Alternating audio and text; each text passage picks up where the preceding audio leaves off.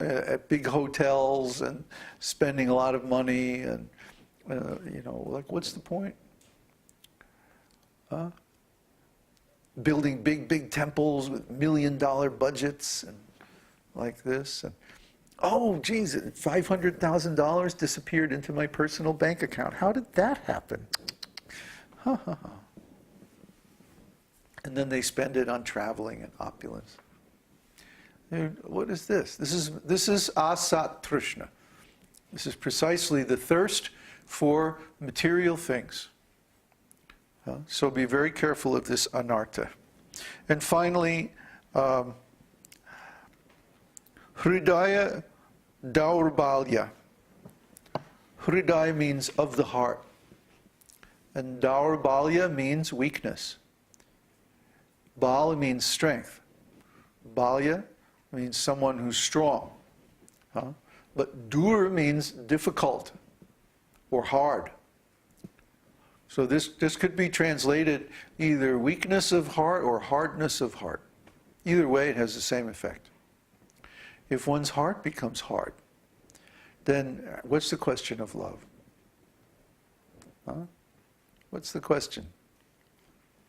You cannot love if our heart is made of stone, stone-hearted, hard-hearted.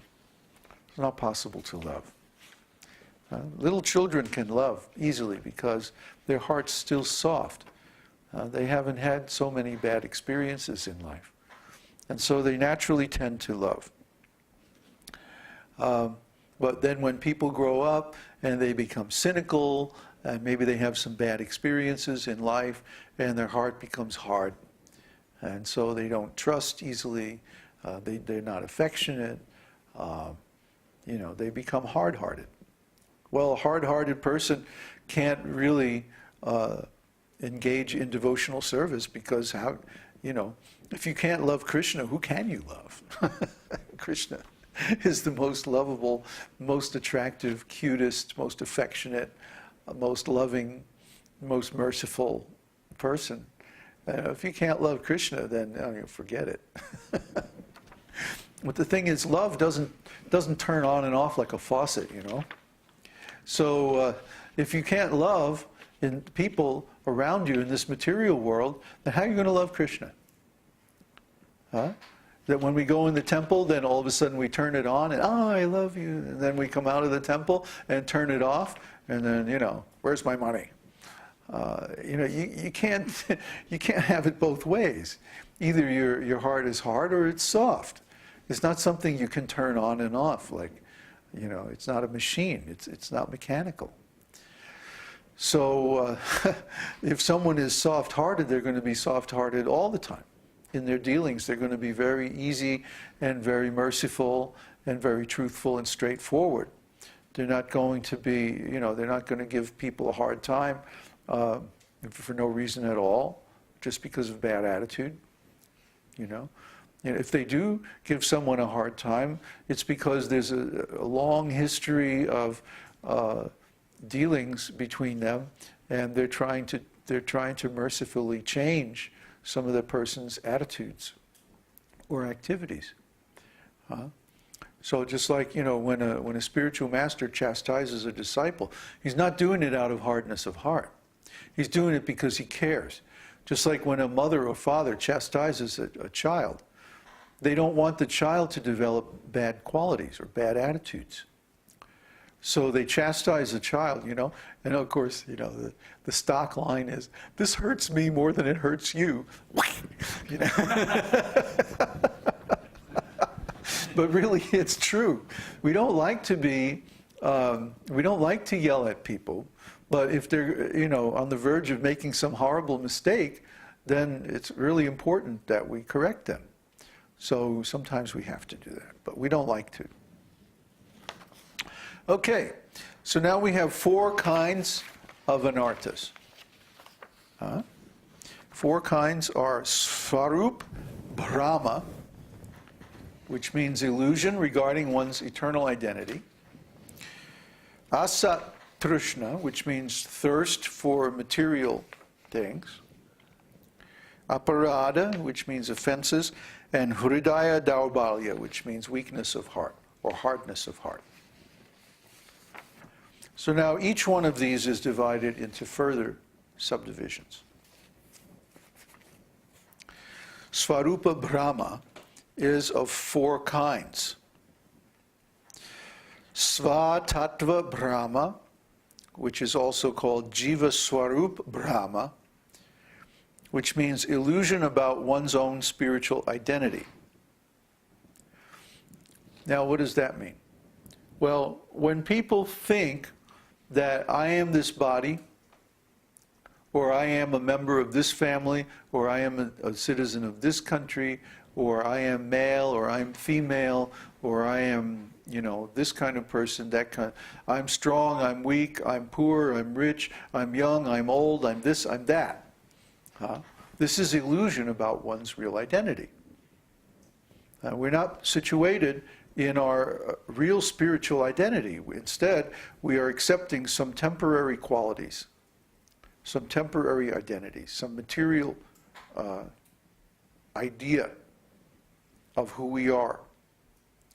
So this is illusion. Why is it illusion? Because it's temporary.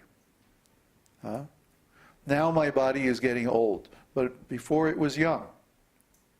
Now my hair is white, before it used to be brown. Well, what happened? It's temporary. So if I think, oh, I'm an old man. No, that wasn't true 20, 30 years ago. And 20 or 30 years from now, it's not going to be true either. So this is just temporary. If I identify with being an old man, then I start to think, oh, my body has to be all creaky, and then I have to be all crotchety and mean to everybody. Dang it. No, I'm not going to get like that. I'm a spirit soul. See, so as soon as I start thinking or identifying with some material identities, then I'm going to pick up material qualities. See, and material qualities are always sources of suffering, both for oneself and others. Therefore, this is an anartha. See, why should I think that I'm this material body? I'm not this material body. And instead of thinking of myself as a spirit soul, if I think I'm this material body, then I'm going to start identifying with the qualities of this body. And that's going to lead to suffering. So that's an anartha. That will steal away my wealth. It will take away my opulence of spiritual qualities and instead give me the poverty of material qualities. Anartha. And I don't want that. So I reject that misidentification. The second one is Paratattva Brahma, illusion about the spiritual identity of the Supreme Absolute Truth. Well, we know the Supreme Absolute Truth is Krishna. And Krishna has so many expansions. And who is or is not an expansion of Krishna is not determined by our speculation. It's given in the scriptures. You see? So we know, for example, that Vyasadeva is an incarnation of the Supreme Lord. We know that Balaram is an incarnation of the Supreme Lord. Lord Chaitanya, Dattatreya, and Rishabdev, and so many others. They are incarnations of the Lord because they're mentioned in the scriptures. If, let's say, I was going to a foreign country, or no, even better, if I was going to open a temple in a foreign country, and but I couldn't go, I wanted my disciples to go, then I would give them some paper saying, this person has the ability to act on my behalf. It's called a power of attorney. For example, if I go to India, and whoever stays here has to sell our truck, our wonderful truck, I can give them a power of attorney, a piece of paper that gives them the authority to do that business. And I can make it as specific or as general as I want. You see? So then they can sell the truck and go off to Vegas. No. What you would get for that truck, You couldn't even go in the front door in Vegas. But the point is, when Krishna sends a representative, or when Krishna comes himself, he indicates in the scriptures, because the scriptures come from Krishna, he indicates who his incarnations are. You know, just like I would give a power of attorney, he gives in the Vedas the mention that, okay, this person is my expansion, this person is my incarnation. And we have different classes of incarnation of Krishna, and these are all given in the scriptures too. So we don't have to speculate, we don't have to guess, we don't have to use our imagination.